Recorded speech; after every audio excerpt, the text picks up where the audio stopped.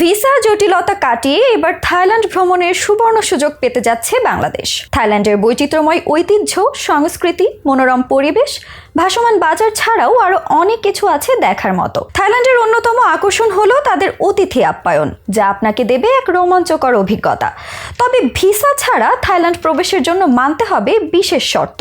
চলুন তাহলে জেনে নেওয়া যাক কারা পাবেন ভিসা ছাড়া থাইল্যান্ড প্রবেশের সুবর্ণ সুযোগ। কোন শর্ত পূরণ করতে হবে প্রাকৃতিক সৌন্দর্যে ঘেরা দেশটিতে যেতে হলে। ভ্রমণ পিয়াসীদের জন্য ভিসা জটিলতা এক বিভীষিকার নাম। আর এই জটিলতার কারণে তাদের ঘোরা হয় না পছন্দের দেশটিতে। তবে উন্নত দেশের মতো বাংলাদেশের পাসপোর্টধারীরাও চাইলে বিশ্বের এমন কিছু দেশ থেকে ঘুরে আসতে পারেন যেসব দেশে যেতে প্রয়োজন নেই ভিসা। আর এই তালিকায় এবার যুক্ত হয়েছে থাইল্যান্ডের নাম। গোটা বিশ্বের পর্যটকদের কাছে অন্যতম আকর্ষণীয় এক পর্যটন কেন্দ্রে পরিণত হয়েছে এই দেশটি। থাইল্যান্ডে ঘুরে দেখার মতো সমুদ্র সৈকত, পাহাড়, বৈচিত্র্যময় বন্যপ্রাণী এবং জাতীয় উদ্যান, প্রাণবন্ত ও ব্যস্ত শহর, সেরা কিছু স্ট্রিট ফুড, সে সঙ্গে দ্বীপও আছে উপভোগ করার মতো। থাইল্যান্ড হানিমুন স্পট হিসেবে সুন্দর জায়গা। কেনাকাটার উদ্দেশ্য না থাকলে কম খরচেই ঘুরে আসা যাবে নীল জলরাশি আর সবুজ পাহাড়ে ঘেরা এশিয়ার অন্যতম সুন্দর এই দেশটি থেকে। আর এই অনিন্দ সুন্দর দেশটিতে বাংলাদেশিরা ঘুরে আসতে পারবেন ভিসা ছাড়াই। সম্প্রতি প্রধানমন্ত্রীর কার্যালয়ে অনুষ্ঠিত মন্ত্রিসভা বৈঠক শেষে সচিবালয়ে ব্রিফিং এ মন্ত্রী পরিষদ সচিব মোহাম্মদ মাহবুব হোসেনের তথ্য জানান। তবে বাংলাদেশের সবুজ পাসপোর্টধারীরা এই সুযোগ পাবেন না। শুধুমাত্র অফিসিয়াল পাসপোর্টধারীরাই ভিসা ছাড়া থাইল্যান্ড যেতে পারবে। তারা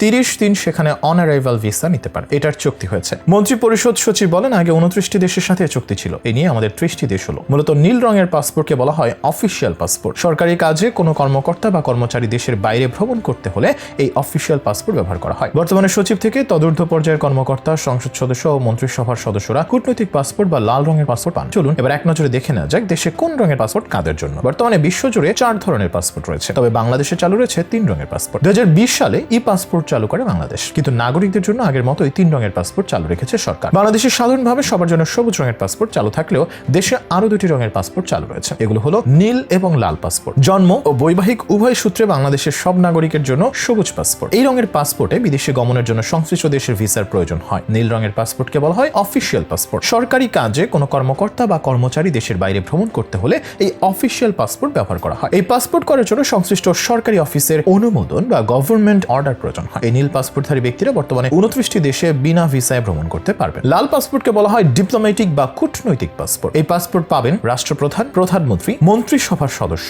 সংসদ সদস্য এবং তাদের স্বামী বা সেই সঙ্গে উচ্চতর আদালতের বিচারপতি, পাবলিক বিশ্ববিদ্যালয়ের উপাচার্য, পাবলিক সার্ভিস কমিশনের প্রধান, মন্ত্রণালয়ের সচিব এবং বিদেশে বাংলাদেশি মিশনের কর্মকর্তারা লাল পাসপোর্ট পেয়ে থাকেন। লাল পাসপোর্ট যাদের আছে তাদের বিদেশ ভ্রমণের জন্য কোনো ভিসা প্রয়োজন হয় না। তারা সংশ্লিষ্ট দেশে অবতরণের পর অন অ্যারাইভাল ভিসা পান। তবে এই মুহূর্তে ভিসা ছাড়া সবুজ পাসপোর্টধারীরা থাইল্যান্ড প্রবেশের সুযোগ না পেলেও বিশ্বের শক্তিশালী পাসপোর্ট সূচকে কিছু উন্নতি হওয়ায় 40টি দেশে ভিসা ছাড়া ভ্রমণ করতে পারবে। বাংলাদেশের অবস্থান এখন 97তম। আগে সূচকে যা ছিল 102তম। সূচকে উন্নতি হলেও বাংলাদেশের পাসপোর্টধারী ব্যক্তিরা আগাম ভিসা ছাড়া বর্তমানে বিশ্বের 40টি দেশে ভ্রমণ করতে পারবেন, যা আগে ছিল 42টি।